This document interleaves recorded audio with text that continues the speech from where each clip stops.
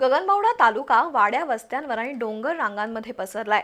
वनसंपदेने नटलेल्या या डोंगर रांगांमध्ये अनेक जंगली प्राण्यांचं अस्तित्व आहे। मात्र उन्हाळ्यात या परिसरातील डोंगर रांगांना आग लावण्याचं प्रमाण वाढलंय। या आगीमध्ये जैवविविधतेचं मोठं नुकसान होतंय, जंगली प्राण्यांचा अधिवास नष्ट होतोय।